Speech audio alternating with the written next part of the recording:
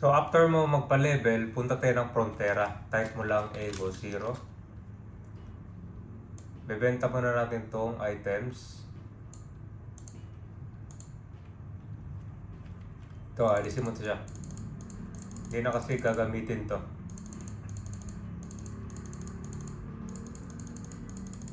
Yan, para bawas inventory.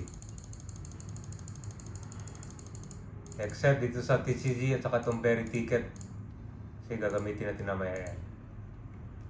Ngayon punta tayo dito sa kalagitnaan ng Frontera. Yan, pindutin mo na itong solo pack. So ito na yung cards and mga gamit mo para sa buhay. Okay? So tara, go 6 tayo. So Kafra, Guild Storage. Kuha muna tayo ng kaho dito. Same effect lang yan sila. Pili ka lang ng isa dito. Yan. So ayan, kuha tayo ng Orkiro card. Isang Marduk card. Isang Dark Snake Lord. Saka isang... Ayun, okay na. Tatlo lang. So ngayon, lagay natin tong tatlong card. Dark Snake Lord dito sa Angel Wing. Marduk. Tapos Orkiro. Yung pang-apat na card naman, nandito na siya. Itong Sealed Archangeling card. HP plus 8%. Minutin mo lang yan. Lagay mo siya dito. So ngayon, meron na tayong sa headgear. Sa lower naman, itong handkerchief mount. Tapos sa middle, itong Odin Mask. Plus damage to demi-human. Sa weapon naman, ito kasama sa solo pack na yan. Tapos sa armor naman, kuha tayo dito. Kafra, Guild Storage, Valkyrie Armor, tapos Taubungka card. Compound natin. So meron ka ng armor. So yung switching mo naman, meron tayong JR card dito. Yan, kasama sa solo pack. Tapos sa shield naman, kuha tayo sa Kafra, Guild Storage, dalawang Valkyrie shield. Tapos kuha ka ng card dito, Golden Tip Pack card or GTB. So compound muna natin itong GTB sa Valkyrie shield. Yan, so meron ka ng GTB. Ngayon, pang switching naman, punta ka sa ETC. Ito kasama sa solo pack na to. E-Rotar. Yan. So meron ka ng dalawang shield. Tapos dito naman sa may garment, GP Asprica. Tapos sa Megs naman ito, dalawa. Strength. Tapos isang GP Sleipnir. Yan, so kompleto na. Ito na yung equipment mo pang WoE. Sige, i-open mo to. Double click mo lahat.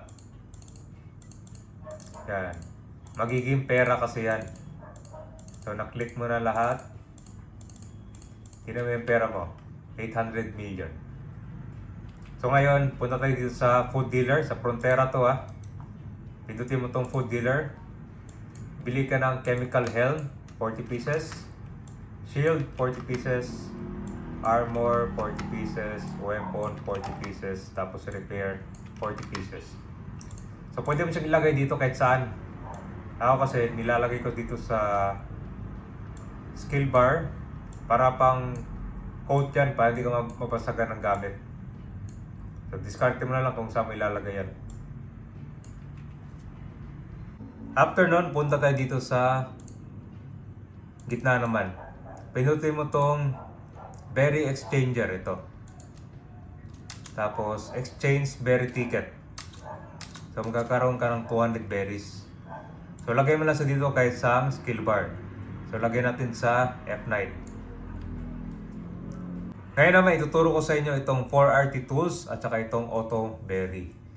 So ngayon yung berry natin nandito sa F9. Tapos itong skill na pang kill or gagamitin nyo, ito bowling bash nasa F1, F2 magnum break. So pindutin mo itong escape.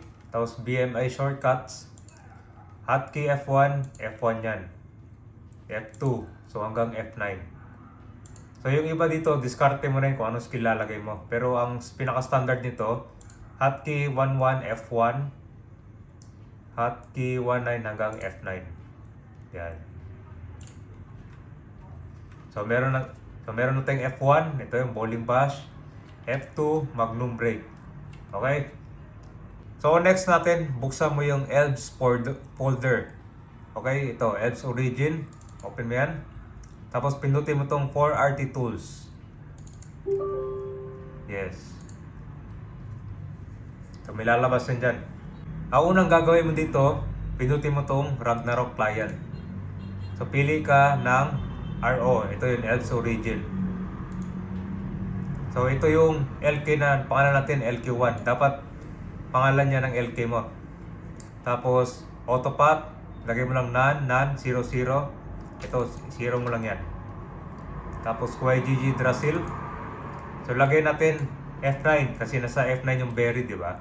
F9, itong SP F9 din. Tapos yung percent sa HP 92%. Tapos ito 12%. Delay 0. Next, skill timer 0. So ngayon, ang next naman ito, yung skill na gagamitin natin. Di ba yung F1 merong bowling? So lagyan natin ng check to. Ganyan kasi yung kabay, no? Blanco yan. Lagyan mo ng check. Tapos yung magnum break, di ba F2 yun? So, lagyan mo siya ng F2. Ang ibig sabihin na may check, meron siyang target. So yung magnum break kasi walang target siya. So lagyan lang natin ganyan, shade lang. Okay? Maglalagay ka lang ng check kung merong target na tatamaan. Tapos ito, compatibility. Tapos spammer delay 1. So after nun, goods na yun, pindutin mo lang tong on. Nandito na tayo sa Frontera. Check natin kung gumana yung 4RT tools. Pindutin mo yung F1. Kita mo yan, no? Nag-automatic spam siya kahit naka-hold ako sa F1. So itong F1, meron siyang target. Yung F2 naman, walang target. Spam lang siya, tinan mo ha. So, naka-hold lang ako sa F2. So, ibig sabihin, gumagana yung 4RT tools mo. Ngayon, yung sa auto berry naman, malalaman mong kung gumana yan. Tinan mo yung berry ha. 200 pieces yan. Alt Q ka. Alisin mo tong high risk. Bababa HP mo. Tapos suot mo ulit yung high risk. Ito. Tinan mo yung berry ha. Parang 200. Mababawasan yan. Hindi ko pinipindot. 199. So, ibig sabihin, automatic nag-auto berry na siya.